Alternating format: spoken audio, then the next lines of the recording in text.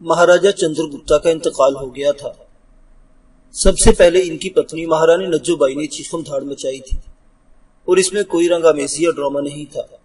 وہ واقعی سینہ کو بھی کر رہی تھی، اور اس کی آنکھوں سے بہنے والا پانی حقیقت میں آنسو ہی تھے۔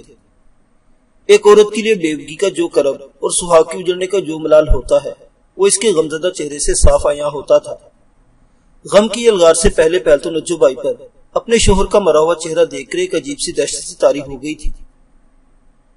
یہ اس کی دوسری چال تھی جو ناکام ہی نہیں ہوئی تھی، بلکہ اس بار خود اس کے گلے کا ہار بھی بن گئی تھی۔ وہ کسی معمولی شخص کی پتنی نہیں تھی، ایک مہاراجہ کی بیوی تھی جو ریاست کا انداتا تھا، ایک بادشاہ تھا، اور اسی کی نسبت سے نجو بائی بھی مہارانی تھی۔ اس حوالے سے اس کا بھی تنتنا تھا۔ شوہر کا اگر ریاست میں دبدبا تھا تو مہارانی نجو بائی کا راج محل میں۔ بیوی کا دم خم شوہر سے ہوتا ہے، اولاد سے نہیں، وہ چاہے کتنے ہی گبرو بیٹوں کی ماں ہو، اگرچہ ایک گبرو بیٹی کی وہ ماں بھی تھی۔ مہارانی نجو بائی اب مہارانی نہیں رہی تھی، فقط کہلائی جانے والی مہارانی رہ گئی تھی۔ لیکن یہاں تو مسئلہ اور تھا۔ اس کا دوسرا بیٹا جس نے اس کی کوکھ سے جنم نہیں لیا تھا، وہ ولی عہد تھا۔ راج کے سنگاسن پر اب وہی گدی نشین ہونے والا تھا۔ عجیب بات تھی جسے اس کے حق سے دور کرنے کی سازشیں کی جا رہی تھی۔ اب تقدیر نے جیسے وہ حق اسے پلیٹ میں سجا کر پیش کر دیا تھا۔ موت کا گڑا اس کے لیے کھودا گیا تھا، مگر اس میں گر کوئی اور گیا تھا، اور ایسا گرا تھا کہ اپنے ساتھ کسی اور کو بھی لے کر گرا تھا۔ نجو بائی کو تو اس سانے پر یقین کرنے میں بھی کئی لمحوں میں تعامل کرنا پڑا تھا۔ یہ کیسے ہو گیا؟ مرنا کسی کو تھا، مر کوئی اور گیا۔ آہ بدری ناتھ، یہ کیسا انیائے کر دیا تو نے مجھ پر مورک، یہ کیسا زہر دے دیا تو نے۔ وہ زخمی دل اور جھیر جھیر کلیجے کے ساتھ کالی کے مندر کے مہا پجاری بدری ناتھ کو بددعائیں دینے لگی، مگر پھر دہشت زدہ ہو کر چپ ہو گئی۔ ایک دم خوفزدہ ہو کے اپنے منہ پر ہاتھ رکھ لیا۔ سمجھتی تھی کہ اپنے رازداں کا نام بھولے سے بھی لینے اس کی رہی سے مکتی بھی خطرے میں پڑ جاتی۔ وہ سینہ کوبی اور ماتم کرتی رہی۔ بیٹی سونجنا اور خادمہ اسے سنبھالنے کے جتن کیے جا رہی تھی۔ خود سونجنا کی حالت باپ کے اچانک مرنے پر غیر سی ہو رہی تھی۔ بڑا بیٹا پرتاپ تو جیسے سکتے میں آ گیا تھا۔ ابھی تو اسے اصل حقیقت کا علم ہی نہ تھا کہ پردے کے در پردہ کیا ہو گیا تھا۔ اس نے 2 ہتھڑ بچھو رام کے سینے پر رسید کر کے پوچھا تھا، بدبخت مورک، یہ کیا کر دیا تو نے؟ کس کے دودھ میں، کس کے لیے زہر ملا دیا تو نے؟ بچھو رام کی حالت خود پتلی ہو رہی تھی۔ بولا، مہارانی صاحبہ، میں نے ولی عہد کے ہی مخروطی اور کھلے پیندے والے گلاس میں زہر ملایا تھا۔ پتہ نہیں گلاس کیسے بدل گیا۔ دودھ پہنچانے کی ذمہ داری بھی نرملا کی تھی، پرنتو لگتا ہے دودھ کا گلاس ہی نہیں بدلا، دودھ کا گلاس پہنچانے والا بھی بدقسمتی سے بدل گیا تھا۔ تو نے میرا ستیہ ناش کر دیا بچھو رام، بلکہ سارے منصوبے کا ستیہ ناش کر دیا۔ مہارانی کو فرتے غم و اندو سے صحیح معنوں میں غش تبھی آیا تھا جب اس نے ولیعہد پرتاپ کو بالکل بھرا چنگا اپنے سامنے دیکھا تھا۔ اس کے دل خرابہ کے کہیں کونے میں یہ امید جگنو بھر کر چمکی ضرور تھی کہ شاید دودھ ملا گلاس ایک کے بجائے غلطی سے 2 میں ملا دیا گیا ہو، غلطی سے مہاراجہ کا اور منصوبہ بندی سے ولیعہد پرتاپ کا گلاس بھی زہر ملا دودھ کا ہو۔ چاہے پھر معراج محل سے 2 لاشیں اٹھ جاتی، نجو بائی کو اس کا ملال کم ہی ہوتا، مگر ایسا نہیں ہوا تھا۔ پرتاپ اس کے سامنے چاقو چوبند کھڑا تھا، اور وہی نجو بائی نے غم غش کھایا تھا، غم سے بھی اور اس ناکامی سے بھی کہ تقدیر کی طرفہ کاری نے 2 ہاتھ سے تالی بجا کر اس کے دونوں گال پیٹ ڈالے تھے۔ وہ اس قدر بھیانک چہرہ تھا کہ علی ریحان جیسا مضبوط دل گردے کا جرری شخص بھی ایک لمحے کو دہشت زدہ ہو کے چند قدم پیچھے ہٹنے پر مجبور ہو گیا تھا۔ اس میں شاید کچھ اثر ماحول کا بھی تھا۔ برستی طوفانی رات، پہاڑی جنگل اور مسافروں سے آری مال گاڑی کی یہ آخری مختصر بوگی کی محدود گھٹی گھٹی فضا۔ علی دوسری دیوار کے زنگ آلود بیڈ سے جا لگا تھا، اس طرح کے جھٹکا کھا کے اس پر بیٹھنے کے انداز میں گرسا گیا تھا۔ ایسے میں علی کی پھیلی ہوئی نظریں اپنے سامنے کے بوسیدہ بیڈ پر دھرے اس بھیانک چہرے والے وجود پر جمی ہوئی تھی۔ کمبل اس کے چہرے سے ہٹا ہوا تھا۔ اب ادرخی چہرہ اور بھی ڈراؤنا ہو گیا تھا، جو چھت کو گھورتا محسوس ہوتا تھا۔ وہ بے ماسک کا استخوانی چہرہ تھا۔ اس کا ایک گال پھٹا ہوا تھا، وہاں سے جبڑے کے دانتوں کی جھلکتی نصف قطار بھیانک دکھائی دیتی تھی۔ ناک غائب تھی، اور اس کی جگہ جلا ہوا گوشت کا لوتھڑا نظر آ رہا تھا جس میں 2 سوراخ تھے۔ دوسرے گال کی کھال اتری ہوئی تھی، اور وہاں سے سرخ بوٹی جیسا گوشت بھی کہیں کہیں سے سیاہ پڑا ہوا نظر آتا تھا۔ آنکھیں دونوں ہی کھلی ہوئی تھی، مگر اس طرح کے ایک آنکھ کا ڈھیلا پھٹا ہوا باہر کو ابلا پڑا رہا۔ کھوپڑی اس کی گنجی تھی، مگر اس طرح کے جیسے اس کے سر کے بال بری طرح نوچ نوچ کر اتارے گئے ہیں، جس کے باعث اکثر جگہوں سے کھال بھی اتری اور پھٹی ہوئی نظر آتی تھی، جہاں خون بھی کہیں کہیں سے سرخ اور کہیں سے جم کر سیل کیڑے ڈال چکا تھا۔ وہ سیدھا سا کمبل چہرے سے سرک کر سینے تک اور پھر گاڑی کے مسلسل جھٹکوں کی وجہ سے وہاں سے بھی سرک کر نیچے گرنے کو تھا۔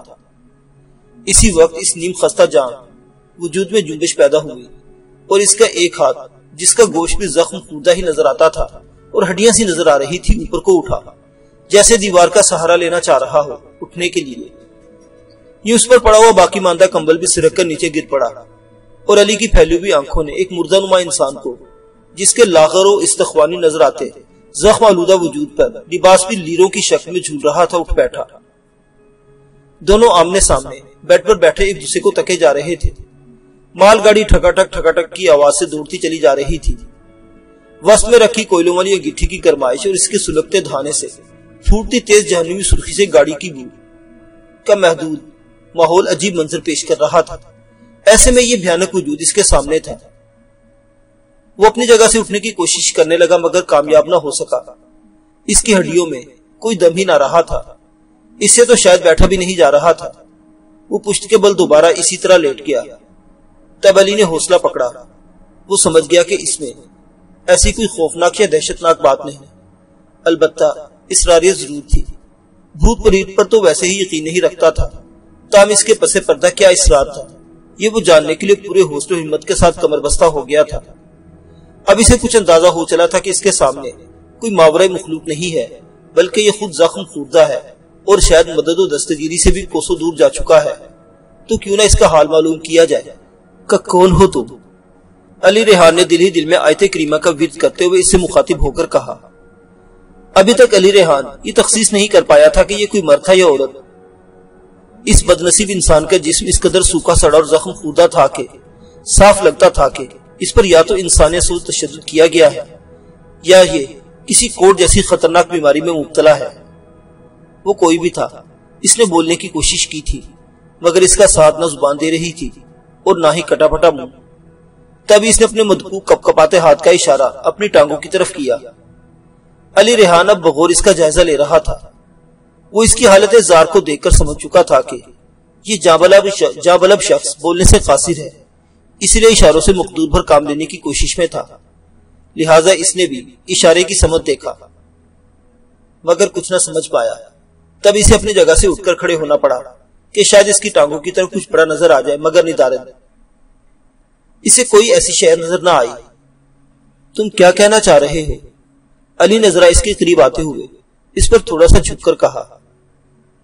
اس آدمی کے اندر دوبارہ اپنا استخوانی اور جلا کٹا ہاتھ اٹھانے کی شاید مزید سخت باقی نہیں رہی تھی، بلکہ اسے تو سانس بھی نہیں لیا جا رہا تھا، وہ بھی اٹک اٹک کر چل رہی تھی۔ لیکن علی نے محسوس کر لیا تھا کہ وہ کچھ بولنے کی کوشش کر رہا تھا مگر ناکام رہا، اور اس کے بعد اس کا سر ایک طرف کو ڈھلک گیا۔ وہ شاید آخری سانسوں پر تھا، اب وہ بھی اس کا ساتھ چھوڑ گئی تھی۔ علی ریحان مخمصے میں پڑ گیا۔ وہ چند ثانیے اسی طرح پرسوچ انداز میں کھڑا رہا۔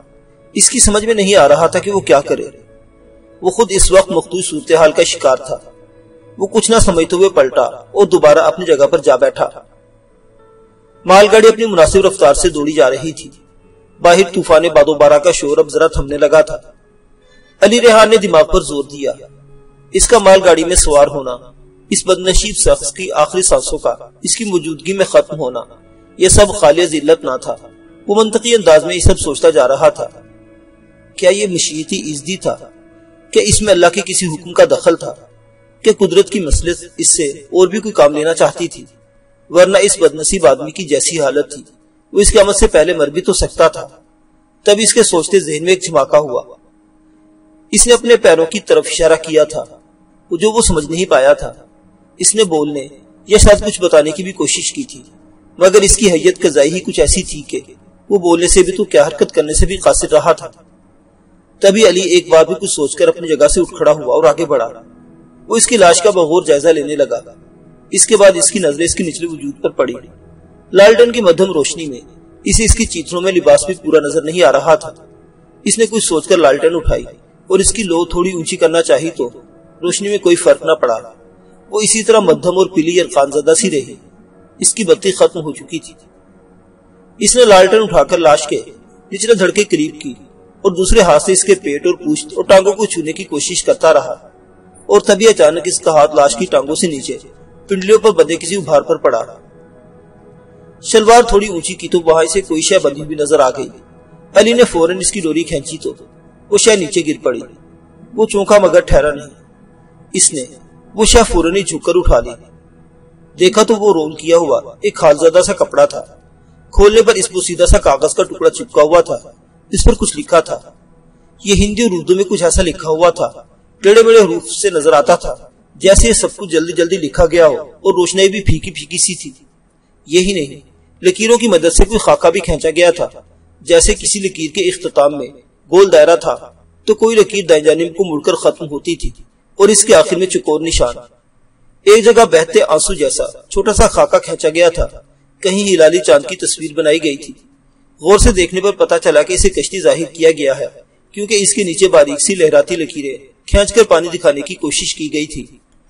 علی کو ملی جلی ہندی کی اردو کی شدت تھی، مگر مسئلہ یہ تھا کہ ایک تو الفاظ بکھرے اور ٹوٹے پھوٹے سے تھے، دوسرے روشنی بہت مدھم تھی، جو تھی علی کو وہ بھی جاتی ہوئی محسوس ہونے لگی۔ ہاں البتہ سرے دست اسے ایک نام ہی پڑا گیا تھا، اور وہ بھی خاصی مشکل سے، اور وہ اس نام کو پڑھ کر چونکے بنا نہ رہ سکا تھا۔ معزز سامعین حضرات، یہ دلچسپ داستان ابھی جاری ہے، بقیہ واقعات اگلی قسط میں۔ دیکھتے رہیے ناولستان، اسلامی اور تاریخی کہانیوں کا مرکز۔ اللہ حافظ۔